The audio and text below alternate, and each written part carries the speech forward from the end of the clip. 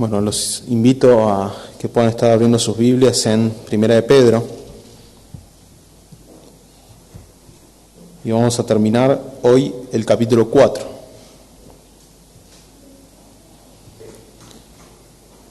Primera de Pedro,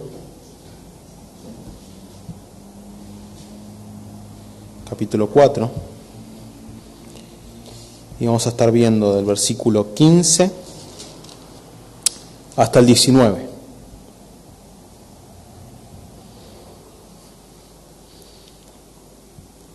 Versículo 15 al 19.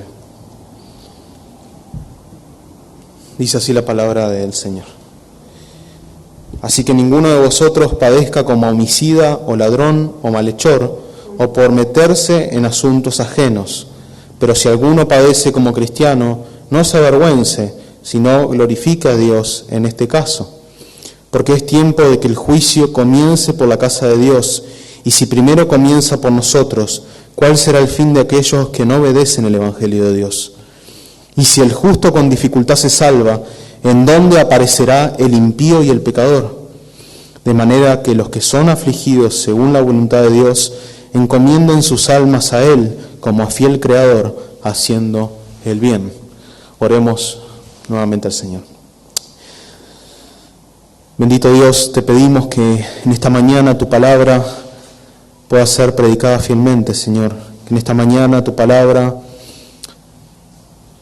pueda ser expuesta de forma fiel y que tu palabra, Señor, también sabemos que es viva y eficaz, que pueda penetrar hasta lo profundo de nuestro corazón, Señor, produciendo los cambios, los frutos, Señor, que deben ser necesarios en nuestras vidas, Señor. Que aquellas cosas que en nuestras vidas debamos cambiar, que aquellas cosas que en nuestras vidas debamos aprender nuevas, Señor, porque no las sabíamos, no las conocíamos, o aquellas cosas que tengamos que poner en práctica y no las estamos poniendo en práctica, Señor, que esta mañana podamos ser conscientes de ellas, Señor, y cambiar, Señor. No cambiar para nuestra propia gloria, Señor, sino cambiar para ser santos, Señor, como tú eres santo, Señor. Moldea en nosotros a Cristo Jesús, Señor, y que podamos ser seguidores fieles de nuestro Señor Jesucristo, pisando donde Él pisó. A ti oramos en el nombre de Jesús. Amén. Bien, bueno, la prédica anterior está bastante relacionada, más que nada, a la primera parte del sermón de hoy, porque es como casi una continuación. Evidentemente está todo relacionado, es una carta, es un pensamiento continuo que Dios inspiró en Pedro, pero también podemos ir seccionándola en diferentes párrafos que tienen una unión de concepto, ¿no? Si bien esta parte está relacionada con lo que Ale predicó, también tiene exhortaciones puntuales y prácticas tanto para la vida de los oyentes de aquel momento como para nosotros hoy en día. Y si sabemos cuál es el contexto de la carta, sabemos que ellos estaban pasando por diversas pruebas, ¿no? Ese fuego de prueba que les dice que no se maravillen o no se extrañen, dependiendo de la versión, que no les parezca algo raro, sino que es algo que debe pasar todo creyente. El título del sermón de hoy le puse el padecimiento como cristianos, como juicio amoroso de Dios con su iglesia. Y ya vamos a llegar a la parte del juicio de Dios a su iglesia y vamos a explicar bien. Pero primero vamos a tomar los versículos 15 y 16 como el primer punto del sermón. Y el primer punto sería padeciendo como cristianos y no como mundanos.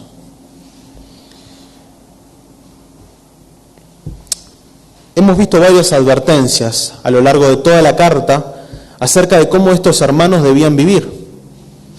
Varias veces se los exhorta, y ya lo vimos y ya se predicó sobre eso, pero ¿se acuerdan? En los lugares de trabajo, con los gobernantes, entre los hermanos de la iglesia. Pero acá me quiero centrar en una de las exhortaciones, y sobre todo la que se hace en el capítulo 2, versículos 13 y 14, que dice: por causa del Señor someteos a toda institución humana, ya sea al rey como a superior, ya a los gobernantes como por él enviados para castigo de los malhechores y alabanza de los que hacen el bien. Cuando leemos el versículo 15, empieza diciendo: así que ninguno de vosotros padezca como homicida, o ladrón, o malhechor, o por meterse en asuntos ajenos. Y Pedro ya les había dicho cuál era el rol de los gobernantes de aquel momento, que es impartir la ley, castigar a los malhechores, a los que hacen malhechores, los que hacen mal. Pero acá Pedro está yendo aún más allá que las exhortaciones que había dado antes, sino les dice que ninguno sufra de esas 4 formas que él da ahí en el versículo 15. ¿Y por qué? ¿Por qué pone esas 4 formas de sufrimiento que los cristianos debían evitar? Bueno, primero, y a medida que vayamos desarrollando cada una de esas palabras, homicida, ladrón, vamos a ver quizás por qué le puso cada una de esas palabras Pedro ahí a esos oyentes. Pero recuerden que el contexto era terrible, ¿sí? Terrible, realmente. Habían perdido todo, familia, casas. Ahora había un emperador completamente depravado que estaba buscando a quién culpar y encontró a los cristianos como foco de culpa. Entonces lo puso a toda una sociedad en contra de los cristianos. Y ahí es donde Pedro les está diciendo esto. Y primero que les dice es: no sufran como homicidas. La palabra significa literalmente quitar la vida con intención de hacerlo. No es sin querer, no es por defensa propia. Es que haya un plan para matar a alguien. Ahora imagínense, son sacerdotes de hogar, padres. Entran a tu casa, te matan a tu esposa y a tus hijos. ¿Cuál es la tentación que un cristiano en ese contexto puede sentir cuando te dejan, salen, a vos te dejan vivo y te matan a tu esposa y a tus hijos? Te cruzás con ese hombre que mató a tu esposa y tus hijos. ¿Vos no querrías tomar venganza por tu propia mano y matarlo?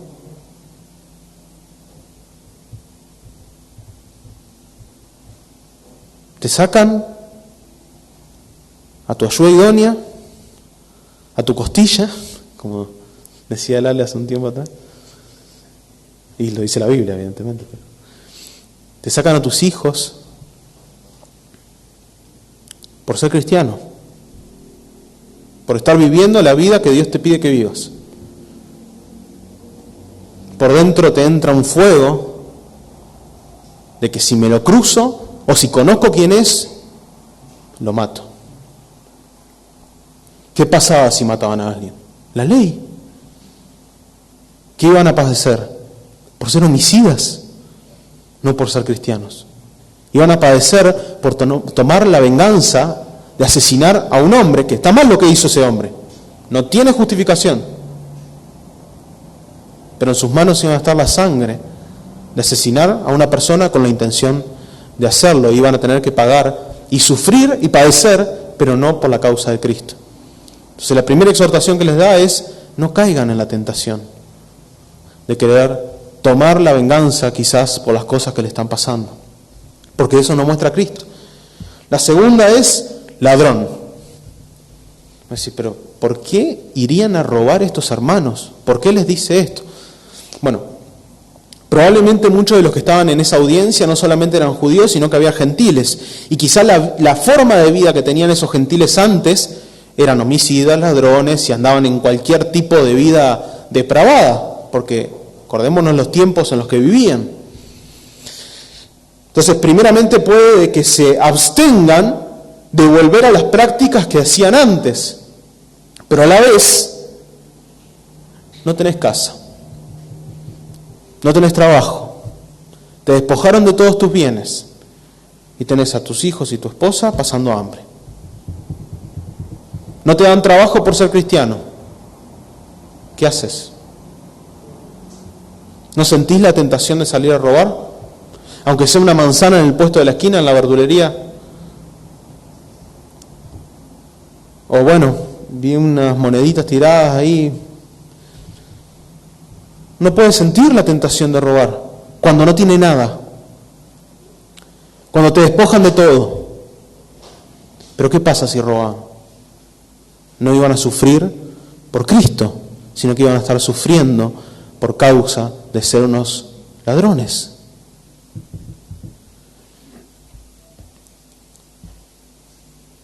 La otra es malhechor. Esta palabra es, de cierta forma, engloba el resto de cosas malas, porque es una palabra muy general, muy amplia, que no son asesinato ni robar. Pero específicamente puede que se refiera a ser enemigos del Estado. Si vemos el versículo con el que empezamos, ese de Pedro capítulo 2, dice que ellos debían someterse al Estado, a los gobernantes, honrarlos. Pero quizás ellos, frente a la persecución de un emperador que los estaba culpando por cosas que no hicieron, y frente al chusmerío de la población de ese momento, diciendo de que ellos eran caníbales, hacían incesto y demás cosas, se podrían ver en la tentación de volverse enemigos del Estado. Rebeldes, insubordinados, quizás hacer motines, protestas. Hoy en día vemos algo parecido en las calles de Buenos Aires a veces cuando pero quizás ellos se podían ver tentados a eso, volverse enemigos del Estado. Generar caos, porque es eso lo que pasa en las manifestaciones, ¿o no? Generar caos, generar conflictos. ¿Y qué iba a pasar? Iban a terminar o muertos o encarcelados. ¿Y era por hacer lo que Cristo les dijo que hiciera? No, porque nosotros ya vimos lo que Pedro les dijo que Cristo les dice que hagan, que es que obedezcan. Y la última es entrometerse en lo ajeno. Y el significado es tomar autoridad o control sobre situaciones y problemas ajenos sin tener el derecho a hacerlo. Es ser un metiche. Y sobre todo querer tomar las decisiones o pensar que tenés el derecho de hacer las cosas por el otro. Puede ser en negocios. En 2 Tesalonicenses Pablo hace 2 exhortaciones a no meterse en negocios o no entrometerse en negocios de otros como metiche, ¿no? En el mal sentido. También puede significar estar con una superioridad moral, juzgando las vidas del resto. Sentarte en una silla como los fariseos. Sentarte en una silla con el dedo acusador. Y eso no solamente iba a traer evidentemente discordia en los grupos sociales en los que ellos estuvieran, digamos hoy en día en el barrio, sino también en la iglesia. El chusmerío es parte de entrometerse. Uy, ¿qué pasó con aquel? ¿Por qué? ¿Viste lo que le pasó? Que está allá. Che, ¿por qué será? Se habrá mandado una, ¿no? Se la habrá mandado, como los amigos de Job. Vos seguro alguna te mandaste para estar ahí. Genera división en la iglesia. Cuando uno se mete en los asuntos de otra persona, cuando no le corresponde. Ale hoy dijo que la labor pastoral es ir hasta donde la oveja quiera ir. Uno no quiere el pastorado o los líderes o los... No, la idea no es entrometerse en la vida de la persona y uno tomar las decisiones por la persona. Ni ser un metiche, ni ser un chusma. Porque realmente esto trae problemas, esto trae conflicto y esto trae padecimiento. Si una persona la excluyen de X lugar donde estuviera, porque es un metiche, porque va acá y le dice, vos tenés que hacer esto, estás haciendo todo mal, no tenés que vender a 2 pesos, venderlo a 3,5 pesos. Y la persona, pero pará, no me conocés de nada y me está diciendo qué tengo que hacer. O va a otro y le dice, y vos estás pasando por eso, porque las personas la van a excluir, porque no van a querer compartir con una persona así. y va a terminar padeciendo por estar haciendo lo malo. Entonces, cuando vemos que Pedro les pone estas exhortaciones a evitar estos comportamientos, es porque ellos probablemente se estaban viendo tentados a hacer alguna de esas cosas. Y es cierto, las presiones que estaban viviendo eran terribles, pero nada de eso debía llevarlos a vivir o a sufrir o a padecer como malhechores. Por eso el versículo 16 dice: pero si alguno padece como cristiano, no se avergüence, sino glorifica a Dios en ese nombre, dice, o portando ese título, ¿no? Pero acá tenemos que entender la palabra cristiano también. Hoy en día la usamos, ya es la identificación que tenemos nosotros, cristianos. Ahora esa palabra solo aparece 3 veces en toda la Biblia, en el Nuevo Testamento evidentemente, pero solo 3 veces. Vamos ahí a Hechos 11, versículo 26. Dice: y se congregaron allí todo un año con la iglesia y enseñaron a mucha gente, y a los discípulos se les llamó cristianos por primera vez en Antioquía. Pablo y Bernabé se quedaron en la iglesia de Antioquía y estuvieron un año, y allí se les llamó por primera vez cristianos. A los discípulos, dice. O sea, es una expresión de los de afuera, de los mundanos hacia los discípulos, hacia los cristianos. O sea, es un nombre que no crearon entre el grupo de los cristianos, sino que es un nombre que viene externo. La segunda mención de este título es en Hechos 23, 28, que dice: entonces Agripa dijo a Pablo: por poco me persuades a ser cristiano. Y lo que estaba diciendo Agripa ahí, cuando Pablo estaba haciendo una defensa, de cierta forma es en tono burlesco. Se estaba burlando de Pablo. Pablo le predicó el Evangelio, le dijo su testimonio, lo que había hecho, mostrándole que no había nada para poder acusarlo. Y él dijo: por poco casi me persuade de ser cristiano este. Pero era un título que se usaba en aquel entonces por los impíos y los mundanos para referirse a la iglesia de forma burlona y despectiva. Por eso los mismos creyentes no se llamaban así, se llamaban discípulos, creyentes o los del camino. Esa era la forma en la que ellos se llamaban. Ahora imagínense, Pedro ahora les dice: pero si alguno de ustedes padece como cristiano, está aplicando el título del mundo, el cual era relacionado con la burla y el oprobio, de forma positiva. Cuando entendemos que el término cristiano, si lo vemos un poco por el contexto, a veces esa terminación hace referencia a seguidor de, ¿no? Un seguidor de Cristo, seguidor. Y también se usaba para cuando estaban en ponerle campaña política. Entonces tenías los herodianos, que eran partidarios de Herodes, o tenías los cesarianos, que eran partidarios del César. Entonces los cristianos, de cierta forma, eran partidarios de Cristo, seguidores de Cristo. En sí la palabra no tiene nada malo. El tema era la connotación con la que se los decían a los cristianos. Ahora, Nerón usó ese término para culpar a los creyentes.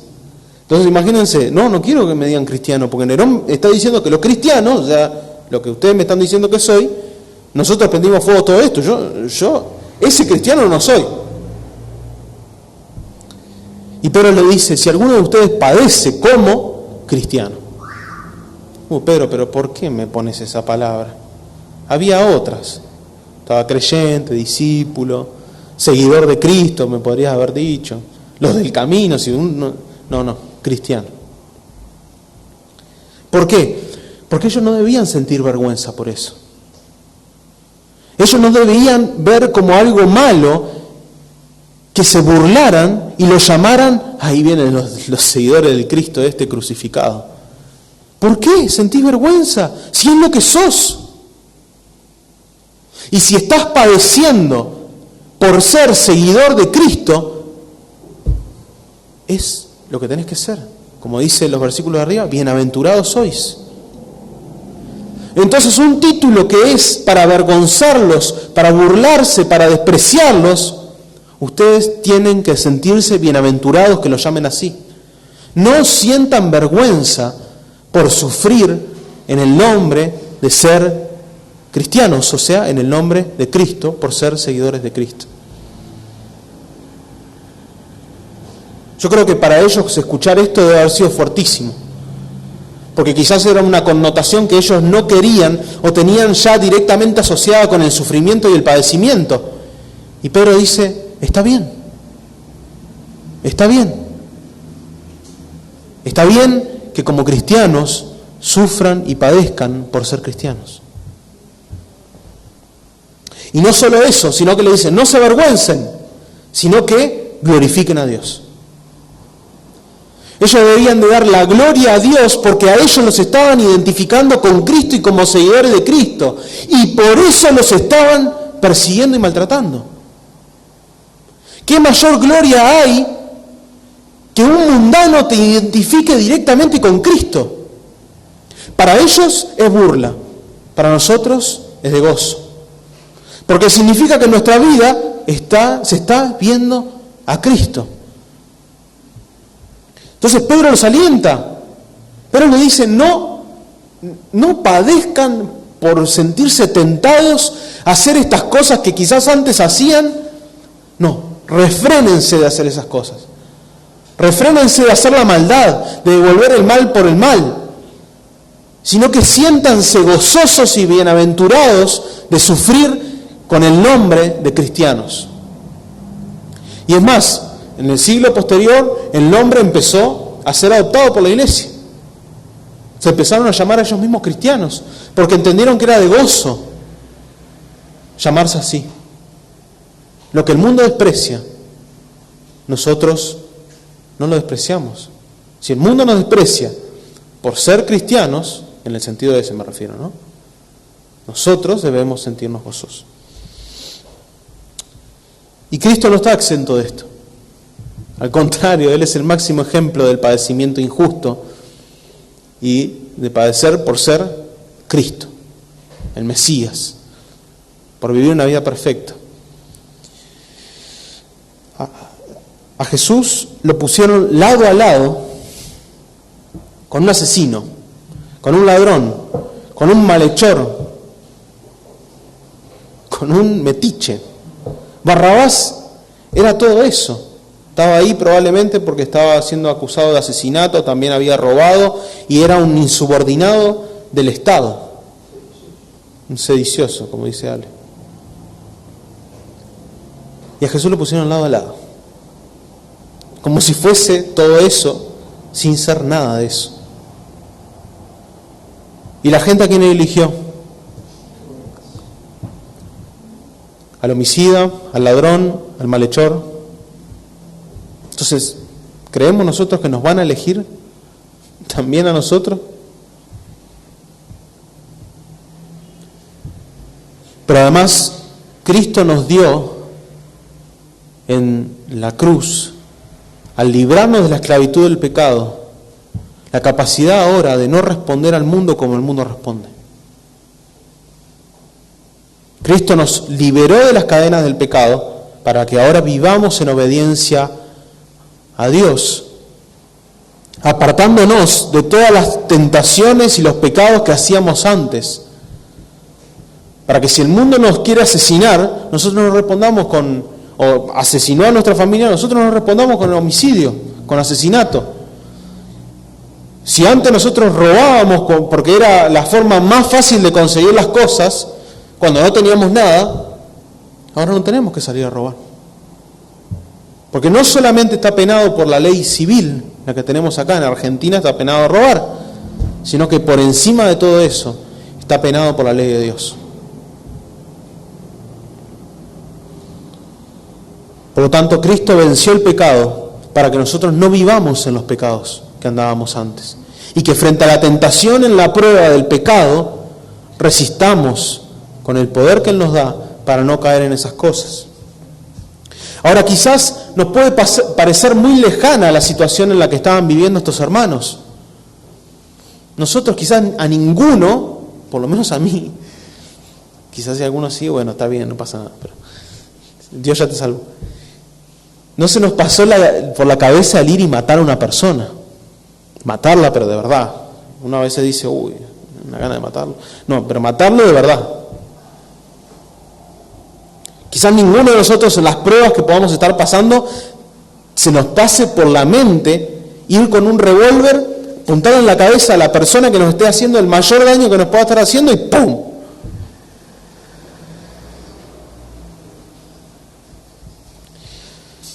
Ahora, Jesús lo dice, y también en 1 Juan lo dice, que el odio y el aborrecimiento a alguien es comparado con el asesinato.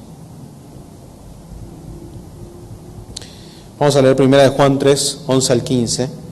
Dice, porque este es el mensaje que habéis oído desde el principio, que nos amemos unos a otros, no como Caín, que era del maligno y mató a su hermano. ¿Y por qué causa le mató? Porque sus obras eran malas y las de su hermano justas. Hermanos míos, no os extrañéis si el mundo os aborrece. Nosotros sabemos que hemos pasado de muerte a vida en que amamos a los hermanos. El que no ama a su hermano permanece en muerte.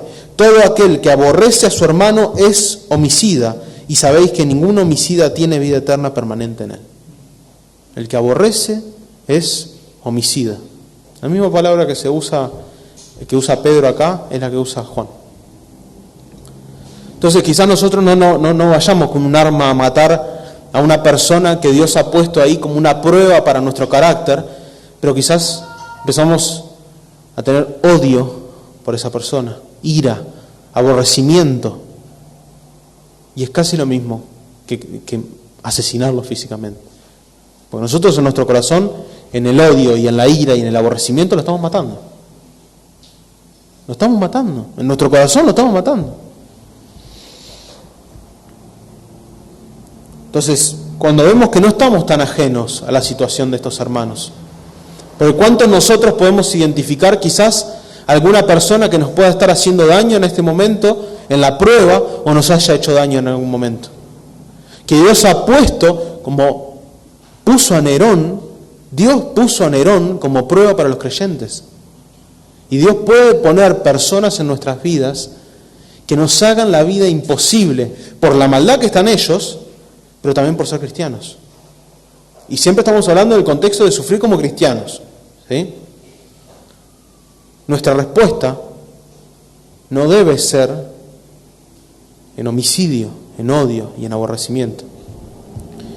Lo mismo, en esto sí quizás podamos estar más cercanos, perdemos el trabajo, perdemos la casa, perdemos los recursos, tenemos una familia que alimentar, es una prueba que Dios nos ha mandado.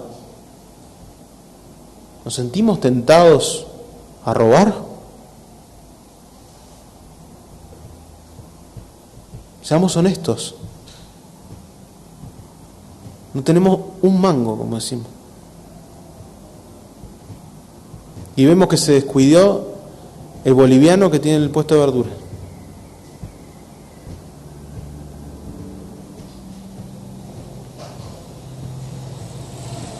Le cazás 2 manzanas, 2 papas, no se dio cuenta y te vas para tu casa. Alimenté a mi familia, dirán algunos. Es robo. Y estoy diciendo algo que no es muy grande, no es robar un banco como Ale quería hace un tiempo. Estamos hablando de 2 manzanas y 2 papas, pero es robo. Y nos podemos sentir tentados a robar cuando no tenemos nada. ¿Y es la forma en la que debemos afrontar la prueba? No. Porque a Dios no le agrada el robo. Y bueno, y con el tema del chusmerío, ¿qué decir? Evidentemente, ¿no?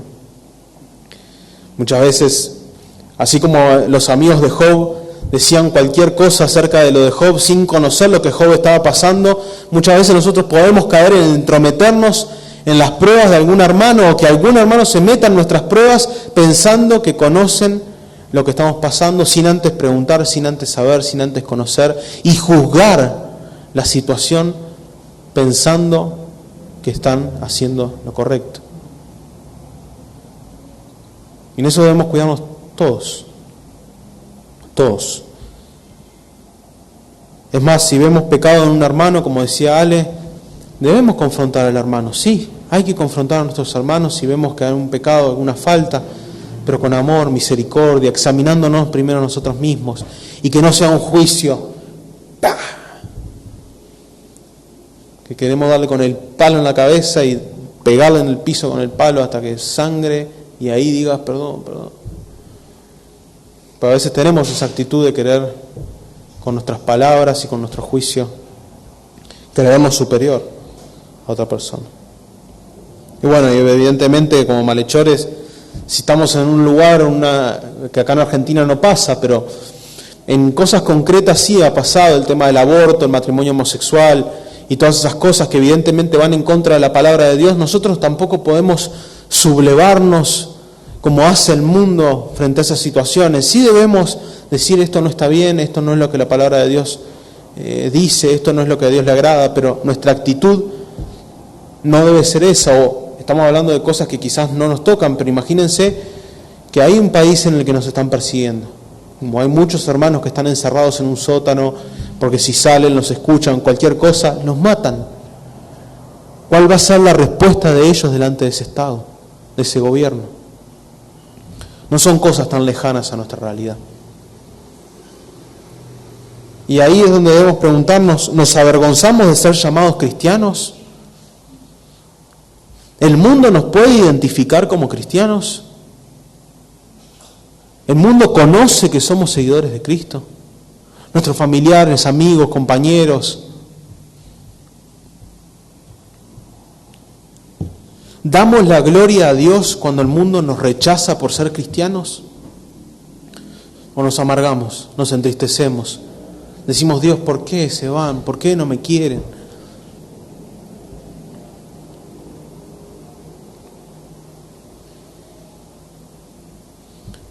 Por eso siempre debemos examinar nuestras vidas delante de la palabra de Dios. Y en medio de este contexto de pruebas que estaban estos hermanos, es lo que Pedro los está llevando a hacer. Y en medio de nuestras pruebas es lo que debemos hacer cada día, examinar nuestros corazones. Y acá es donde entra el segundo punto del sermón, versículos 17 al 19. El punto es el juicio amoroso de Dios a su pueblo en contraposición con el juicio eterno de sus enemigos. Versículo 17 dice, porque es tiempo de que el juicio comience por la casa de Dios. Y si uno lee esto, a veces cuesta entenderlo al principio, porque dice juicio por la casa de Dios. Bueno, y acá tenemos que hacer una aclaración que quizás para algunos es obvia, pero hay que hacerla igual. Que lo que está hablando de acá no es un juicio eterno a su casa, no es un juicio eterno a los hijos, evidentemente, porque sabemos que los que somos hijos de Dios no tenemos condenación. Romanos 8, 1 al 2 lo dice claramente. Ahora pues ninguna condenación hay para los que están en Cristo Jesús, los que no andan conforme a la carne, sino conforme al Espíritu. Porque la ley del Espíritu de vida en Cristo Jesús me ha librado de la ley del pecado y de la muerte. Cristo nos libró de la ley del pecado y de la muerte para que no haya más o no haya ya condenación eterna para los que están en Cristo Jesús, o sea, esta casa de Dios. Ahora, ¿a qué se refiere con este juicio? Y en parte Pedro lo viene diciendo. Si vamos al versículo 1:7, capítulo 1, versículo 7, dice, para que sometida a prueba vuestra fe, mucho más preciosa que el oro, el cual, aunque perecedero, se prueba con fuego, sea hallada en alabanza, gloria y honra cuando sea manifestado Jesucristo. Capítulo 1, versículo 17 dice, y si invocáis por Padre a aquel que sin acepción de personas juzga según la obra de cada uno, conducíos en temor todo el tiempo de vuestra peregrinación. Y versículo 4:12, unos versículos antes de lo que estamos ahora, dice, amados, no os sorprendáis del fuego de prueba que os ha sobrevenido, como si alguna cosa extraña os aconteciese. Cuando nosotros pensamos en fuego, ¿a qué se nos viene a la mente? El infierno. Juicio, ¿o no? Juicio. Ahora sabemos que nosotros no vamos a tener ese juicio en el infierno, porque Cristo ya lo sufrió por nosotros en la cruz. Pero hay un juicio de Dios hacia su pueblo. Y podemos distinguirlo quizás en dos tipos de juicio. El primero es el que Pedro les viene hablando, que es el juicio de purificación. Entendemos, y eso le dije a Ale, más o menos me hizo la prédica en la clase, entendemos que Dios es santo. ¿Qué significa eso? Dios aborrece el pecado porque está totalmente apartado del pecado. Y en su santidad es justo. ¿Por qué? Porque aborrece el pecado y lo castiga de forma justa. Y como es santo y aborrece el pecado, ahí es donde entra la ira. Dios tiene ira contra el pecado y contra el pecador, como leímos. Pero Dios también es amor. Y ahí es donde entramos nosotros. A pesar de que nosotros seamos hijos de Dios, Dios sigue siendo santo y justo. Y lleno de ira también. Pero con nosotros es santo y justo porque la ira cayó sobre Cristo. Pero con nosotros sigue siendo santo y justo. ¿Qué significa eso? Que a Dios no le gusta el pecado en nuestras vidas. Hoy ya le dijo una forma que se predica el Evangelio, pero también a veces escuchamos que Dios me ama tal como soy. ¿Así? Sos homosexual. ¿Dios te ama tal como sos? O sea, va a pasar, no me doy cuenta que no. Ay, soy recontra mentiroso, pero bueno, Dios me ama igual. Sí, Dios nos ama, pero no por eso es complaciente con nuestros pecados. Porque es santo, porque es justo, porque el pecado para Él el pecado no tiene que estar en nuestras vidas.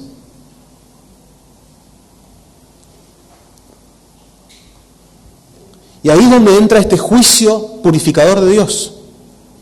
Este juicio que estaban pasando estos hermanos. ¿Qué hacía la prueba que estaban sufriendo? Los purificaba. 2 veces, en 2 versículos vemos que dice que saca las escorias. El fuego va limpiando. Así como el oro, para sacarle el resto de los metales que podía tener, o a veces hasta cuando hervimos el agua, la ponemos arriba del fuego, para matarle las bacterias. Dios nos mete en el fuego como juicio purificador de Él, para librarnos y irnos sacando y matando cada pecado que está en nuestras vidas. ¿Y saben por qué Dios hace eso? Porque nos ama. También lo vimos hace un rato. Si Dios no nos amara, nos dejaría, como está el mundo. Y su ira estaría sobre cada una de nuestras cabecitas. Pero como Dios nos ama, trata con el pecado de nuestras vidas, cada día, en cada circunstancia y por medio de las pruebas. Como somos tercos, como somos obstinados, Dios a veces tiene que ser severo con nosotros.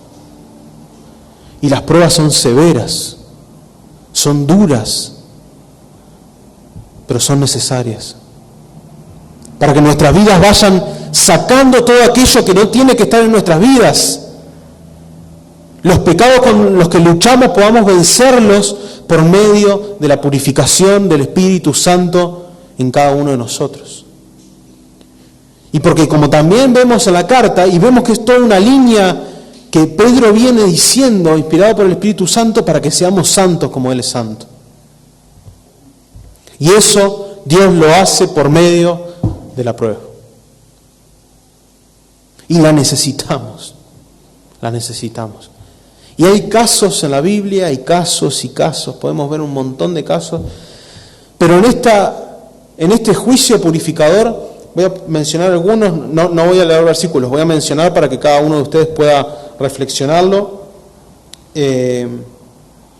Tenemos el caso de Job, quizás el más conocido. Job no había hecho nada malo, y ahí vamos a entrar después al siguiente juicio.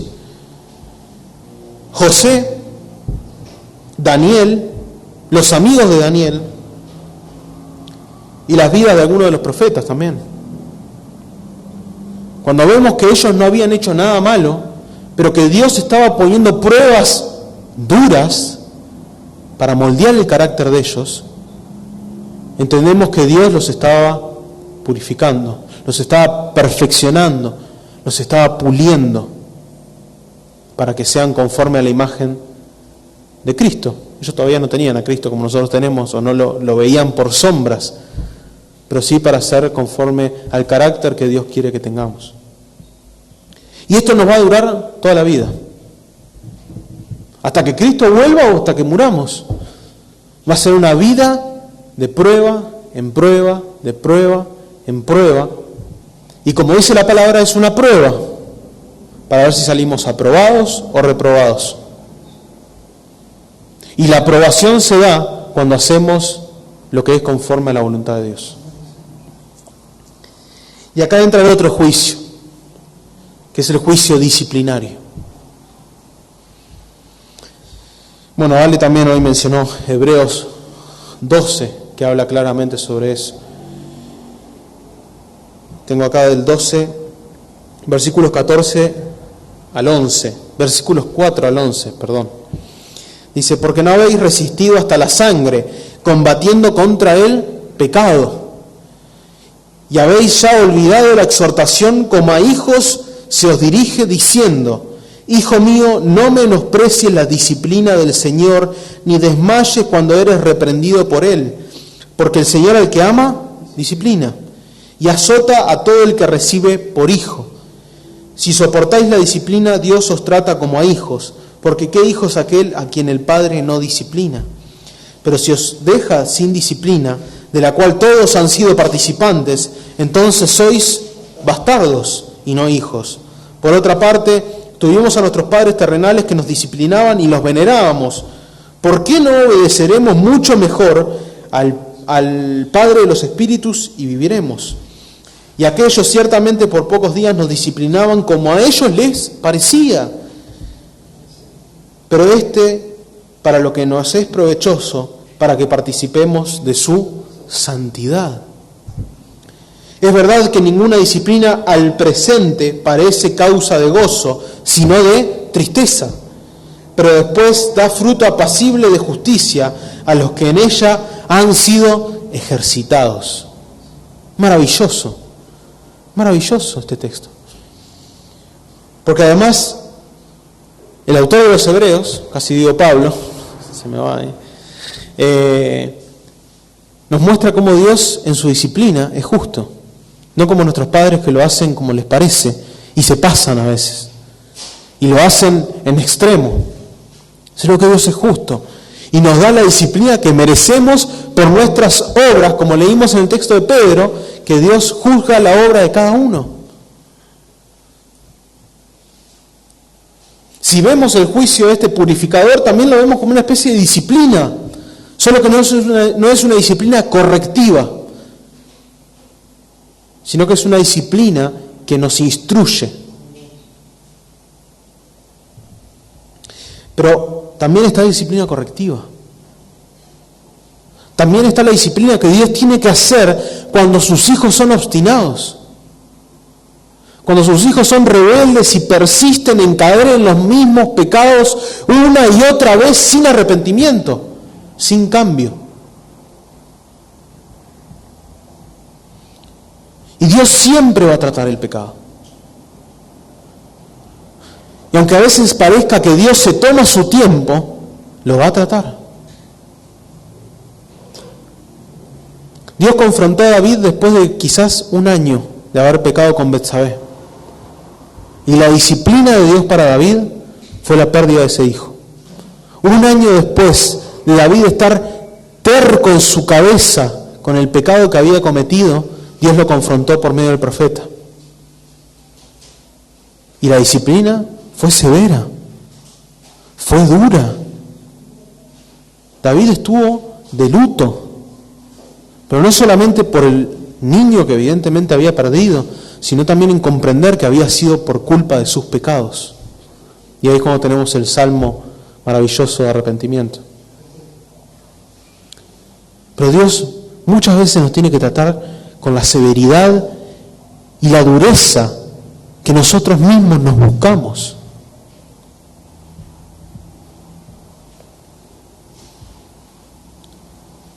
Y hay casos también, el de David es uno, está Jonás, está Moisés, que golpeó la roca en vez de hablarle. Y no entró a la tierra prometida. Imagínense, Moisés estuvo soportando al pueblo, viviendo una vida íntegra. Hizo una cosa que no debía hacer. Y la disciplina de Dios fue no entrar a la tierra prometida. Lo que había esperado, trabajado, ansiado, se había preparado. No. Y bueno, y después en un caso colectivo tenemos a Israel, el pueblo del norte y del sur. El del norte fue cautivo a Siria, el del sur después se fue cautivo a Babilonia. Terrible, terrible. Destrozaron con todo, arrasaron todo. ¿Por qué? Por el pecado del pueblo. Dios castiga, disciplina el pecado de su pueblo. Es un juicio, es un juicio. Y muchas veces es severo, pero es justo. Y después también tenemos el periodo de los jueces, que era un ciclo, ¿no? Hacían lo bueno, estaban un tiempo, hacían lo malo, devastación. Hacían cualquier cosa. Si uno lee el libro de Jueces, una tristeza, una angustia te agarra de las cosas que pasaban. Y ahí te das cuenta que aunque seamos hijos de Dios, si nosotros damos rienda suelta a nuestros pecados, podemos cometer actos completamente depravados. Y Dios, si somos sus hijos, nos tiene que disciplinar. Pero gracias a Dios que nos disciplina, gracias que nos disciplina, que no nos permite estar a rienda suelta con nuestros pecados y la perversidad de nuestros corazones, sino que trata con nosotros. Quizás con muchísimo dolor, con muchísima tristeza, como dice el texto de Hebreos. Pero ¿qué dice después? Pero después da fruto apacible de justicia. En medio de las pruebas, hermanos, Dios nos está purificando. Dios está tratando con cada una de nuestras vidas. Y debemos examinarnos para ver qué pecado Dios está queriendo sacar. Qué escoria, impureza, basura de nuestra vida Él está queriendo tratar. No lleguemos a ser disciplinados en la disciplina correctiva. Todos probablemente pasemos por alguna disciplina correctiva en nuestras vidas. Pero pasemos las pruebas constantes que Dios nos da. Dependamos de Él completamente, abrazándonos a su palabra y a la oración. Y entendamos que es un juicio, sí, pero amoroso, para que nosotros crezcamos en la santidad que Él quiere que nosotros crezcamos. Porque la ira de Dios por nosotros ya cayó en Cristo. No hay condenación. Ahora es interesante lo que hace Pedro. Dice, si el juicio de Dios con su casa es así de severo, ¿qué será para aquellos que no están en Dios? Que han aborrecido el Evangelio. Y Pedro cita Proverbios 11:31, que si él hace una cita de la versión de la Septuaginta, por eso si vamos y comparamos no parece el mismo versículo, pero el contexto y el significado es el mismo. Dice, y si el justo con dificultad se salva, ¿en dónde aparecerá el impío y el pecador? Él está tomando este versículo y lo está reforzando lo que él está diciendo con una enseñanza del Antiguo Testamento respecto al mismo tema. Si Dios trata así con su pueblo, por el pecado de su pueblo, ¿qué será entonces de aquellos que no son su pueblo? Nosotros sabemos cuál es el destino de ellos. La ira de Dios por los que no son su pueblo va a caer sobre ellos en el infierno y en la eternidad en el infierno. Pero no con crueldad, porque Dios no es cruel, y hoy también hablábamos de eso, sino con justicia, dándole el pago a cada uno por lo que ha hecho.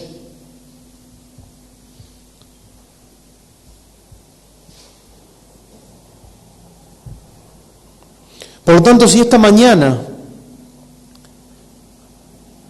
no has conocido el verdadero evangelio, no has creído en Cristo, y tu vida sigue siendo una vida de pecado,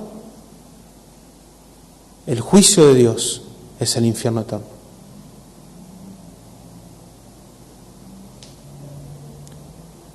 Pero esa mala noticia, como decimos, tiene una buena noticia.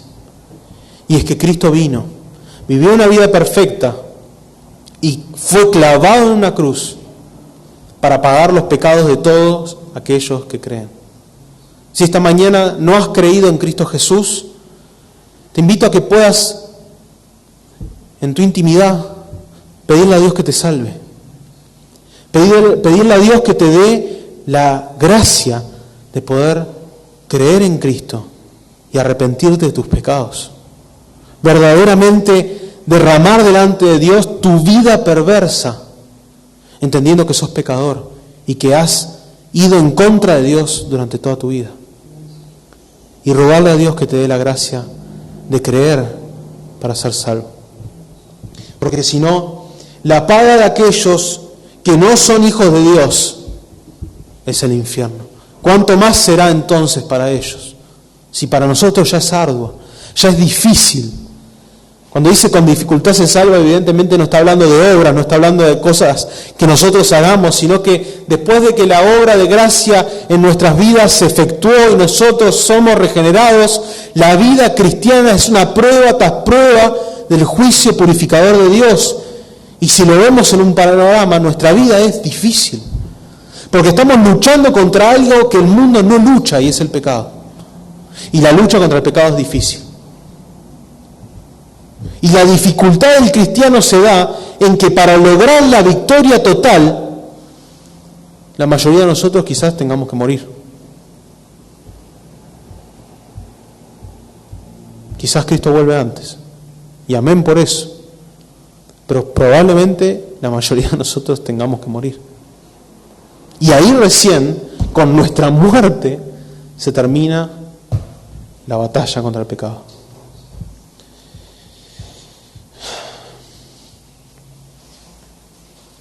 Por eso debemos preguntarnos, ¿cómo está siendo nuestra respuesta delante de las pruebas? ¿Cómo estamos sobrellevando la purificación que Dios está buscando hacer en nuestras vidas? ¿Somos reacios al trato de Dios? ¿Nos resistimos a lo que Dios quiere transformar en nuestras vidas? ¿Nos molestamos con Dios por los padecimientos? ¿O entendemos que son para nuestro crecimiento diario?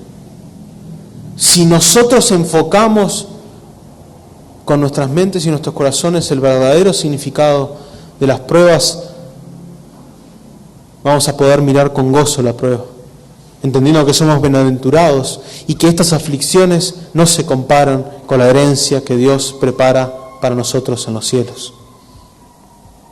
Y el versículo 19, para terminar, dice: de manera que los que son afligidos según la voluntad de Dios encomienden sus almas a Él, como el fiel Creador haciendo el bien.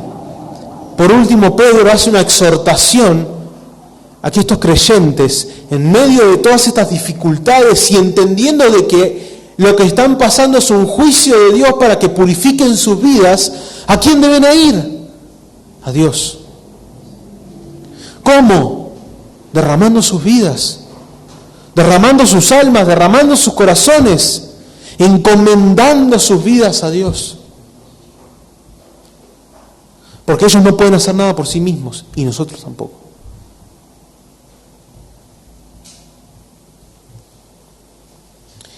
Y es maravilloso ver que Dios, que Pedro, inspirado por el Espíritu Santo, pone como a fiel creador. Dios es el que creó todas las cosas.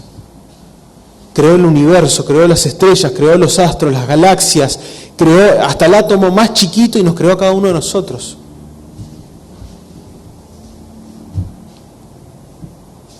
Y Él sustenta su creación.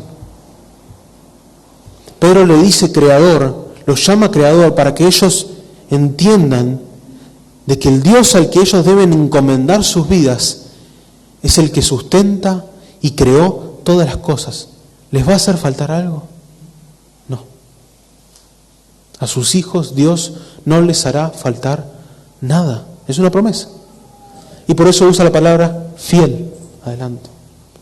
Porque Dios jamás va a dejar desamparado a ninguno de sus hijos. Porque Él es fiel en cumplir lo que Él prometió. Y como creador nos sustenta. Nos da todo lo que necesitamos para sobrellevar la prueba, para sobrellevar las aflicciones diarias. Entonces, si estamos sufriendo por hacer la voluntad de Dios, si estamos padeciendo como verdaderos cristianos, derramemos nuestros corazones delante de Dios. Si la prueba es difícil, aferrémonos a la confianza de saber que el fiel creador del universo, que sabe el nombre de cada estrellita, de cada animalito, de cada cosa, la sustenta, la mantiene, ¿no nos mantendrá a nosotros también?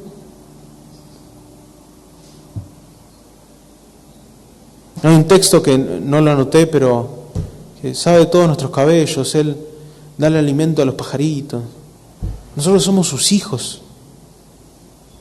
Cristo pagó por nosotros en la cruz. Y Él, como fiel Padre y Creador, sustentará todo lo que nosotros necesitamos. Pero hay que hacer algo. Entregar, encomendar nuestras almas a Él. Y si llega la muerte, por medio de la persecución, como hizo Cristo y como también hacían los que iban camino a la muerte, entregaban sus vidas, entregaban sus almas. Y sobrellevaban esa prueba del martirio, hasta algunos cantando gozosos. Y nosotros a veces nos quejamos porque no tenemos, lo estaban quemando, crucificados dado vuelta y estaban cantando. Porque entendieron lo que significaba el ser purificados. Entendieron lo que significaba el padecer por el nombre de Cristo. Y por último dice, haciendo el bien. Lo que viene Pedro diciendo en toda la carta. Vivan en santidad, hagan el bien, caminen como caminó Cristo. Si están sufriendo por hacer la voluntad de Dios, sigan haciendo la voluntad de Dios. Encomienden sus vidas a Dios. Él los cuidará, Él los protegerá. Y si deben pasar por la muerte, sepan que pasarán por la muerte haciendo la voluntad de Dios. Por lo tanto, hermanos, en medio de las pruebas que estamos pasando, en medio de las aflicciones y las dificultades, primeramente evaluemos si estamos sufriéndolas y padeciéndolas o si estamos afrontando las pruebas como verdaderos cristianos. Si no es así, arrepentámonos. Identifiquemos qué es lo que Dios está queriendo trabajar en nuestras vidas y matémoslo. Si estamos sobrellevando las pruebas como verdaderos cristianos, entreguemos nuestras almas a Él, sabiendo de que Él está purificando nuestras vidas por medio del juicio, un juicio amoroso, pero un juicio santo.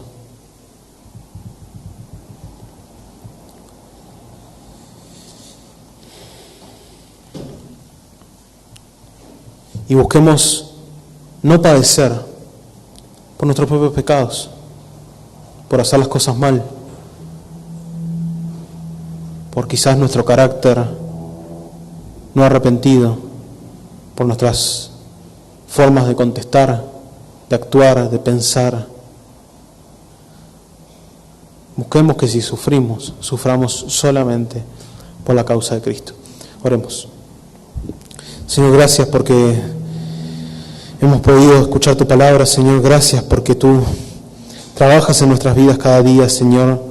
Gracias, Señor, porque tú nos moldeas a la imagen de tu Hijo Jesucristo, Señor, porque tú buscas la santidad en nosotros, Señor, por medio de la prueba, Señor. Tú nos purificas, tú nos santificas, Señor, por medio de la obra de tu Espíritu Santo a nosotros, Señor, y que tú puedas ir sacando la escoria de nuestras vidas, Señor, ir sacando el pecado de nuestras vidas. Sabemos que somos muchas veces tercos, Señor, y perdónanos, Señor, por ser muchas veces un pueblo desobediente, Señor, pero tú eres amoroso con nosotros, Señor, eres santo y justo, Señor, y nos disciplinas para que crezcamos en santidad, Señor. Por eso te rogamos que estas verdades puedan estar en nuestras mentes y en nuestros corazones, y que vayas moldeando nuestros corazones, Señor, cada día, para ser conforme a lo que tu voluntad nos manda, Señor. En el nombre de Jesús. Amén.